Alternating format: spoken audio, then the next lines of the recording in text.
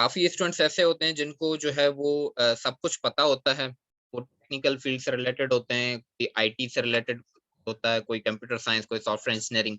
मगर हमारे पास इस तरह के ऑनलाइन बूट कैंप्स में काफी स्टूडेंट्स ऐसे आ जाते हैं जिनको कुछ भी पता नहीं होता, ठीक है? जिनका कोई आईटी बैकग्राउंड नहीं होता, मगर वो शौक रखते हैं इस तरह की चीजें पढ़ने का, या वो कोई स्टार्टअप लेना चाह रहे होते हैं।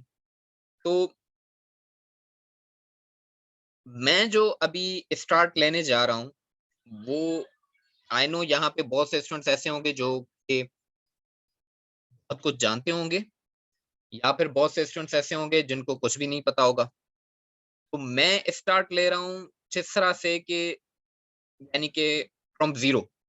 या मेरी नज़र में आप सब ऐसे हो कि भाई फिलहाल आप में से किसी को भी वेब डेवलपमेंट या सॉफ्टवेयर डेवलपमेंट या प्रोग्रामिंग या आईटी से रिलेटेड कुछ नहीं पता, ठीक है? हमारे पास 2 चीज़ें अवेलेबल हैं। एक हमारा कंप्यूटर है, और उस कंप्यूटर को चलाने के लिए जो सेकंड चीज़ हमारे पास अवेलेबल है वो सॉफ्टवेयर है। क्लियर है? अब जो कंप्यूटर है वो एक बेजान बॉडी है, हार्डवेयर है, और वो बज़ाते खुद कुछ भी नहीं कर सकता। जबकि सॉफ्टवेयर क्या है? अब सॉफ्टवेयर की 2 डेफिनेशंस हम लेते हैं। वो डेफिनेशन जो आसान लफ्ज़ों में दुनिया को समझाने के लिए, या किसी ऐसे शख्स को समझाने के लिए जो कि नॉन टेक्निकल है। सेकंड डेफिनेशन वो जो कि प्रोफेशनल डेफिनेशन है। तो पहले जो हम डेफिनेशन लेते हैं, वो लेते हैं कि सॉफ्टवेयर है क्या? आसान लफ्ज़ों में, सॉफ्टवेयर किसी भी पर्टिकुलर हार्डवेयर का सोल है। सोल से मुराद अम, रूह, ठीक है? सॉफ्टवेयर कंप्यूटर की रूह है, इस तरह कह सकते हैं, ठीक है? तो हमारे पास सिर्फ कंप्यूटर ही नहीं है जिनमें सॉफ्टवेयर्स चलते हैं, हमारे पास बहुत सारे ऐसे डिवाइसेज़ हैं जो के सॉफ्टवेयर्स के ऊपर चलते हैं। यहाँ तक कि आजकल होम अप्लायंसेस भी हमारे सॉफ्टवेयर बेस्ड हो चुके हैं, like washing machine and different दूसरी चीज़ें, वो भी सॉफ्टवेयर पे चलती हैं, ऑटोमेट होते हो चुकी हैं, ठीक है? तो आसान लफ्ज़ों में क्या है कि सॉफ्टवेयर क्या है? द सोल ऑफ कंप्यूटर, या सोल ऑफ हार्डवेयर, या सोल ऑफ मशीन। आसान लफ्ज़ों में और अगर इसको कहें कि software is the soul of machine, ठीक है? एंड प्रोफेशनल डेफिनिशन इसकी क्या होगी?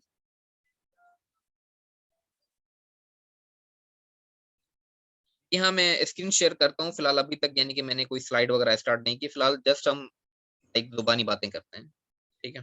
कर रहे हैं। मैं आता हूँ उस पे।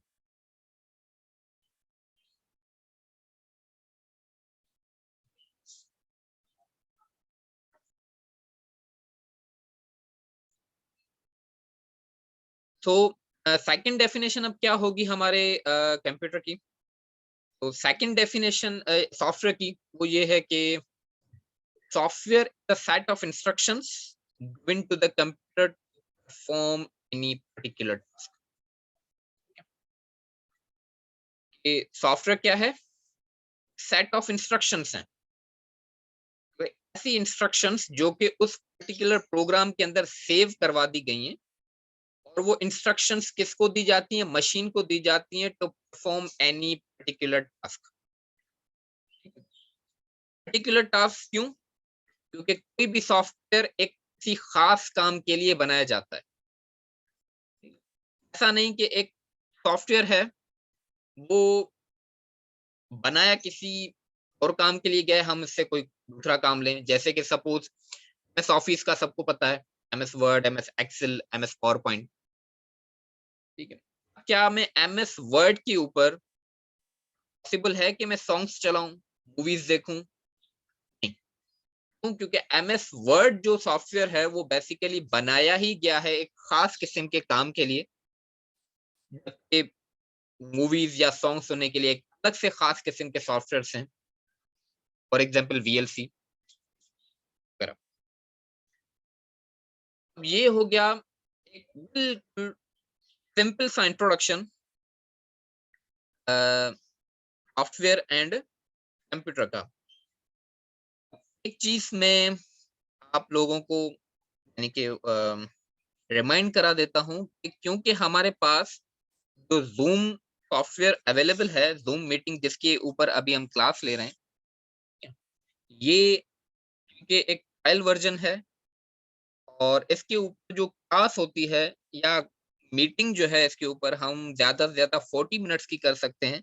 उसके बाद ऑटोमेटिकली ये मीटिंग बंद हो जाएगी एंड आफ्टर दिस हमें यानी कि 1 सेकेंड दोबारा से मीटिंग क्रिएट करनी पड़ेगी। आप सब ने भी दोबारा से ज्वाइन करनी होगी, ठीक है। जबकि मुझे याद है मैं कोविड में वर्कशॉप्स कराता था ड्यूरिंग कोविड, तो उन दिनों में जूम की तरफ से ये फैसिलिटी दी गई थी कि भाई ट्रायल वर्जन खत्म कर दिया गया था, अनलिमिटेड कॉल था क्योंकि पूरी दुनिया में एजुकेशन वो जूम के ऊपर ही चल रहा था। बट बदकिस्मती से इस वक्त अगेन हमारे पास जो है वो ट्रायल वर्जन की वजह से 40 मिनट्स के बाद हमारी जो मीटिंग है ये बंद हो जाएगी एंड सेम लिंक के ऊपर सेम मीटिंग आईडी के ऊपर आप वंस अगेन ज्वाइन कीजिएगा, ठीक है। ये बात क्लियर है सबको?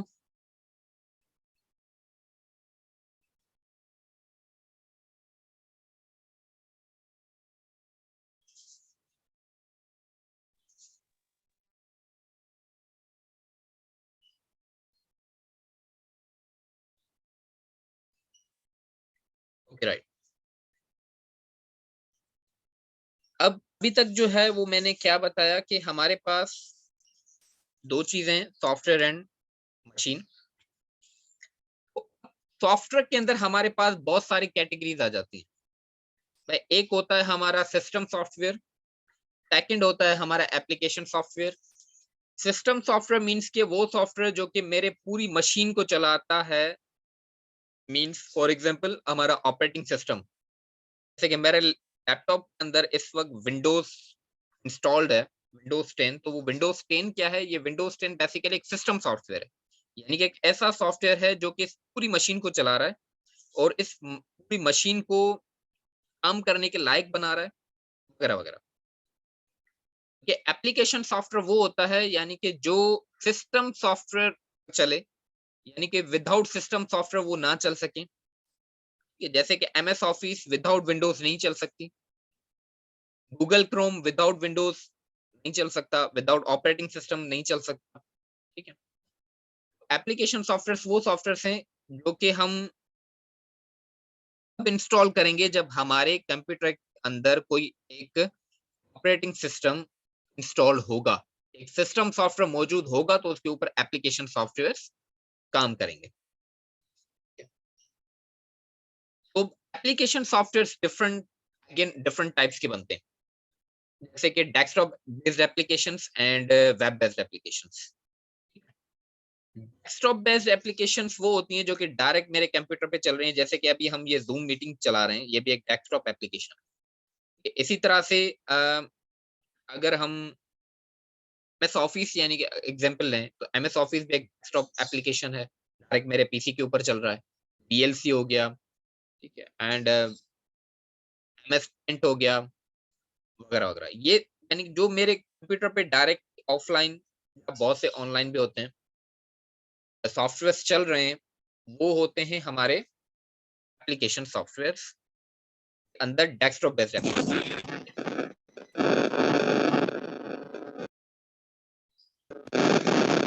माजिद अजीज प्लीज आप अपना म्यूट कर दें।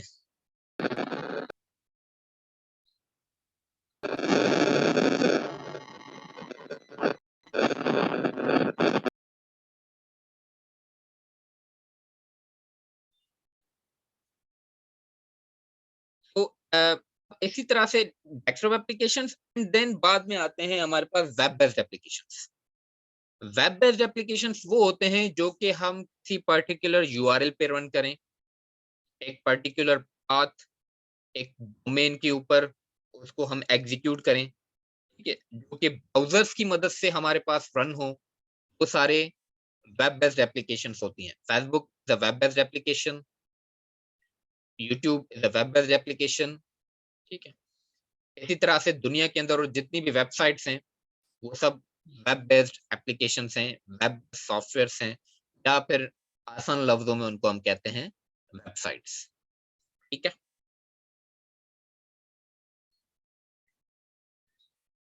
अब वेबसाइट्स जो हैं या डेस्कटॉप एप्लीकेशंस हैं वो बनती हैं with help of different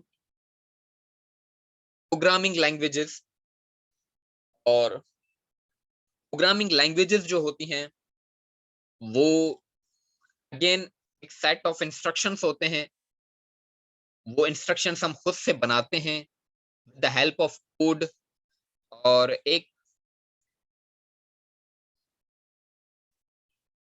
software बनाने के लिए कम से कम हम हमें ऑलमोस्ट, अगर मैं आप आगे आपको दिखाऊंगा कि एक हजारों लाइंस का कोड करना पड़ता है, इसके बाद जाके एक पर्टिकुलर सॉफ्टवेयर कंप्लीट होके बनता है, ठीक है।